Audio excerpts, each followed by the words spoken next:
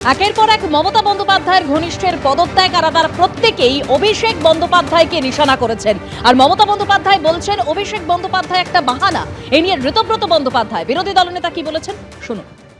ঘটনাচক্রে যাকে উনি বাঘ বলেছেন তিনি আবার এখান থেকেই বিপুল ভোটে জেতা সাংসদ, পার্লামেন্টের টেবিল বাজিয়ে সেই বাঘ বলেছিল যে সেই বাঘ যাদের জন্য সোকল্ড বাঘ আর কি, যাদের জন্য জিতেছিল সেই পুষ্পাদের কি হাল হয়েছে লোকে দেখেছে।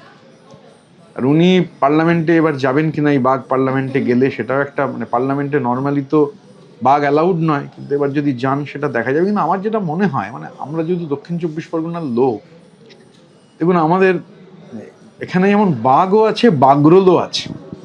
তো এখন এই যে ডিম ওই যে বললাম বাঘ ডিম খায় কিনা জানি না, কিন্তু এই বাঘরোল আর কি যাকে উনি বাঘ বলছেন সে কিন্তু ডিম খাবে না বলেই বেরোতে চাইছিল না। তো স্বাভাবিকভাবে ডিম খাওয়ার ভয়ে যে বাঘ বেরোতে চাইছে না তাকে দিয়ে কিছু আর হওয়ার নেই। আর উনি যেটা হচ্ছে যে আমি আগেও বলেছি উনি তো একটা অসম্ভব পারদর্শী এলিমেন্ট। উনি যে পারদর্শিতা দেখিয়েছেন বিশেষ করে মানি লন্ডারিং এর যা সব শোনা যাচ্ছে তদন্ত সাপেক্ষ বিষয় প্রমাণিত হলে ওনার কথা কিন্তু বিভিন্ন জায়গায় লিখতে হবে।